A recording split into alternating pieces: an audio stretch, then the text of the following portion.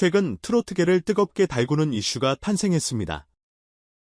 바로 가수 이찬원과 조영수 작곡가가 직접 건넨 신곡을 거절하고 대신 손비나에게 추천했다는 사실이 밝혀진 건데요. 단순히 가수와 작곡가가 의견이 안 맞았다는 해프닝 정도로 보였던 이 이야기가 뚜껑을 열어보니 음악적 정체성부터 가수들의 색깔 그리고 팬들의 시선까지 한꺼번에 흔드는 흥미로운 논쟁거리로 부상하고 있습니다. 자, 그럼 모두가 궁금해하는 그 사건의 전말과 거기에 깃든 숨은 이야기들을 지금부터 하나씩 풀어보겠습니다. 먼저 사건의 발단은 이찬원과 한 방송에서 조영수 작곡가의 곡을 받아들이지 않은 이유를 직접 밝히면서 시작됐습니다. 평소 진지하고 감동적인 곡들로 대중과 만나온 이찬원과 막상 조영수가 내놓은 새로운 곡에는 이건 내 스타일이 아닌 것 같다며 거절 의사를 표했다는 겁니다. 여기에 그치지 않고 차라리 이 노래는 손비나에게 더 잘 어울린다고 작곡가에게 추천까지 했다고 하니 팬들은 물론 음악 관계자들까지 도 호기심이 폭발할 수밖에 없었죠. 왜냐하면 오랜 시간 히트곡을 줄줄이 선보여온 조영수 작곡가와 이찬원의 조합은 늘 성공이 보장된 카드처럼 여겨졌기 때문입니다. 하지만 정작 이찬원은 당당했습니다.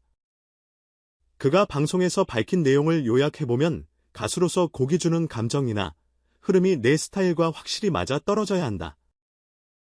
그래야 무대에서 진짜 울림을 만들 수 있다고 하더군요. 그의 말에 따르면 조영수 작곡가의 새 곡이 나쁘다거나 싫어서 거절한 게 아니라 자기 색깔과 어긋난다고 느꼈기 때문에 정중히 사양했다는 거죠.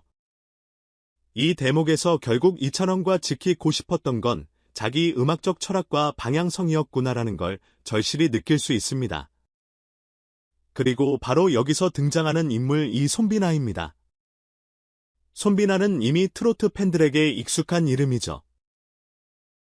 독특한 음색과 애틋한 감성을 지닌 그는 전통 트로트의 향수를 지키면서도 현대적 감각을 자유롭게 살린다는 평가를 받고 있습니다. 이찬원과 기 곡은 내가 소화하기보다 손비나가 부를 때 훨씬 더 빛날 것 같다고 판단한 것도 손비나에게서 그런 다채로운 매력이 보였기 때문일 텐데요. 이를 두고 팬들 사이에서는 와 이찬원과 스스로 양보를 한다니 대단하다. 정말 음악을 사랑하는 사람다운 모습이라는 호평이 쏟아지고 있습니다. 그렇다면 당사자인 조영수 작곡가는 어떻게 반응했을까요? 처음엔 어리둥절했다는 후문이 있습니다. 워낙 이찬원과의 호흡이 좋아서 새로운 히트곡을 함께 만들어낼 줄로만 알았는데 예상을 뒤엎고 거절이 왔으니 말이죠. 그러나 막상 이야기를 들어보니 이찬원의 생각에 나름의 타당한 근거가 있고 또 이 곡이 손비나에게 더 잘 어울린다고 하니 작곡가로서 가수의 선택을 존중하고 싶다는 마음으로 받아들였다는 겁니다. 프로듀서 입장에서도 억지로 곡을 밀어붙이기보다 음악적 합이 잘 맞는 가수를 찾아주는 편이 궁극적으로 작품의 완성도를 높이기 때문이겠죠. 이런 장면은 서로의 음악 세계를 존중한다는 점에서 꽤 보기 드문 훈훈함을 자아냅니다. 이 사건이 터지면서 의외의 파장을 낳고 있는 가수가 한 명 더 있습니다.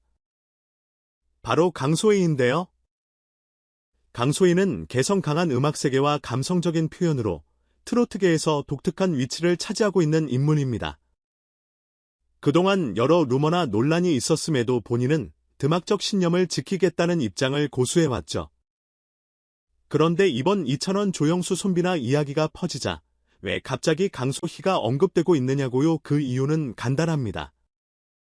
강소희는 과연 이 사건에 대해 어떤 견해를 갖고 있을까라는 팬들의 궁금증이 폭발했기 때문입니다. 강소희가 워낙 본인만의 스타일을 고수하고 루머에도 크게 흔들리지 않는 뚝심 있는 면모를 보여왔기 때문에 이번 일을 통해 다시 한번 스포트라이트를 받고 있다는 말이죠. 물론 강소희가 공식적인 코멘트를 내놓은 건 아직 아닙니다. 다만 그의 팬들은 강소희도 트로트의 전통과 현대적 변주를 조화롭게 다루는 편이니 이번 사건에서 어떤 시사점을 얻지 않을까 하고 기대합니다. 또 강소희가 새 앨범을 준비하고 있다는 소식이 들리면서 과연 어떤 식으로 변화를 시도하고 스스로의 이미지나 음악 노선을 확장해 갈지를 두고도 말이 많죠. 트로트의 대중성이 커지고 있는 만큼 가수 한 명 한 명의 행보가 장르 전체의 흐름에 영향을 미치기 때문이기도 합니다. 결국 이번 사건은 단순히 이찬원과 조영수 곡을 거절했다는 재미있는 뉴스거리에서 끝나지 않습니다. 여기엔 여러 가지 의미가 숨어 있죠. 첫째, 가수마다 자신에게 맞는 음악적 색깔이 있으며 그것을 지키는 데 용기를 낼 수 있어야 한다는 점. 둘째, 작곡가와 가수가 수평적 태도로 협업하는 문화가 점차 자리 잡고 있다는 점. 셋째, 주변 가수들, 예를 들면 강소희 같은 인물들도 이 사건을 보면서 서로 다른 각도의 고민과 발전 가능성을 모색하게 된다는 점입니다. 생각해보면 예전에는 작곡가가 곡을 던져주면 가수는 받아 노래하는 일방통행의 구조가 대부분이었죠. 하지만 시대가 바뀌면서 가수들도 스스로의 음악 철학을 어필하고 맞지 않으면 과감히 거절하기도 하며 자신보다 더 적합한 아티스트가 떠오르면 추천까지 하는 모습이 나타나고 있습니다. 이처럼 개성과 협업이 공존하는 현장이야말로 트로트가 고루하다는 편견을 깨고 계속 진화해 나갈 수 있는 원동력이 아닐까 싶습니다. 뿐만 아니라 이찬원과 이번희를 통해 보여준 태도가 상당히 성숙하다고 보는 시선도 많습니다. 어떤 가수들은 나한테 왔으니 일단 내가 부르겠다는 식의 욕심이 앞설 수도 있는데 이찬원은 곡의 주인공을 자처하기보다 곡과 가수의 궁합을 우선시했습니다. 그의 팬들도 바로 이 점에 열광하는 듯합니다. 역시 이찬원답다. 마음이 넓고 음악에 대한 진심이 있는 사람이라는 칭찬이 끊이지 않는 거죠. 반면 손비나는 갑작스럽게 이찬원가 포기한 곡을 받아들일 수도 있게 된 셈인데요. 아직 확정된 건 아니지만 만약 이 곡이 실제로 손비나에게 가서 발표된다면 아마도 사람들의 관심이 엄청나게 쏠릴 게 뻔합니다. 과연 손비나가 이 곡을 어떻게 해석할까? 정말 이찬원 말대로 인생곡이 될까 같은 궁금증이 폭발할 테니까요. 게다가 손비나도 기본적인 가창력과 독보적인 감정선을 갖춘 가수이니 이 노래가 제대로 빛을 볼 가능성은 충분해 보입니다. 그리고 그 파도에 편승하될 강소희가 어떤 움직임을 보일지도 은근 기대를 모읍니다.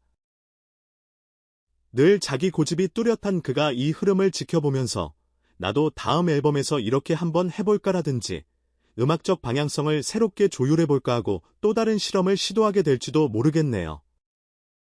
이미 강소희는 전통적인 트로트 분위기를 유지하면서도 리듬이나 사운드의 현대적인 요소를 혼합해 색다른 시도를 해온 전적이 있기에 그의 미래 행보에 대한 기대감이 커질 수밖에 없습니다. 이처럼 이찬원의 곡 거절 사건은 의외의 방향으로 파급 효과를 미치고 있습니다. 가수와 작곡가가 상호 존중 속에서 협업 방식을 새롭게 모색하고 또 다른 가수들은 이를 보며 자기 길을 돌아보는 계기가 되고 있으니까요. 한편으로는 이런 일련의 흐름이 트로트가 계속 변하고 있다는 점을 잘 보여주기도 합니다. 전통적인 정서를 지키면서도 서로 다른 색깔과 개성이 모여 새로운 세대를 만들어가는 겁니다.